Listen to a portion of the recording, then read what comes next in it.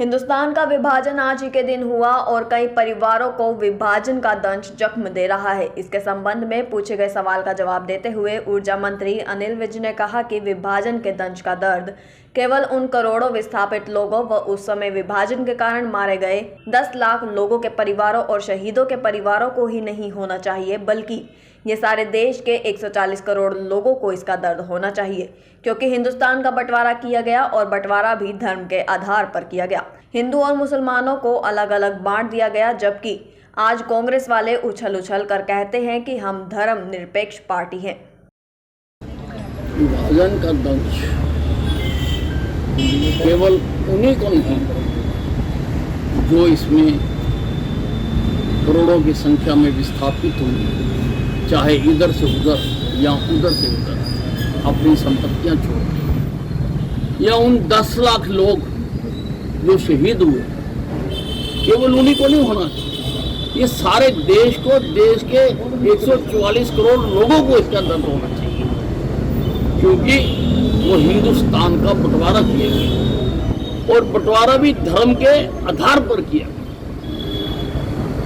हिंदू और मुसलमानों को अलग अलग बांट दिया गया। आज ये उछल उछल कर कहते हैं कि हम तो धर्मनिरपेक्ष पार्टी हैं। अरे उस वक्त तुम्हारी धर्मनिरपेक्षता कहाँ गई थी?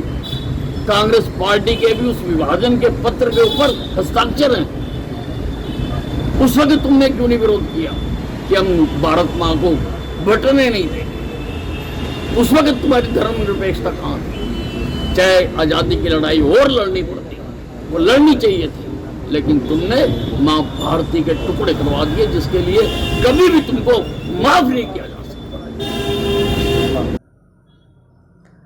राहुल गांधी के वकील द्वारा कोर्ट में बताया गया कि राहुल गांधी को जान का खतरा है। इसके संबंध में पूछे गए सवाल का जवाब देते हुए मंत्री विज ने कहा कि राहुल गांधी जी कह रहे हैं कि उन्हें जान का खतरा है, जबकि राहुल गांधी जी के पास शायद Z+ सिक्योरिटी है और फिर वे सुरक्षा की मांग कर रहे हैं।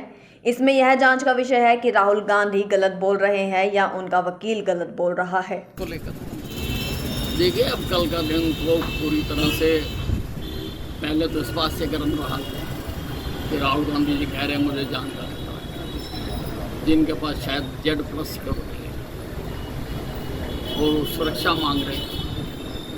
Z+ से ऊपर तो सिक्योरिटी नहीं है। और उसके बाद और भी चर्चा रही सारा दिन कि राहुल गांधी जी अपना बयान जाकर वापस ले।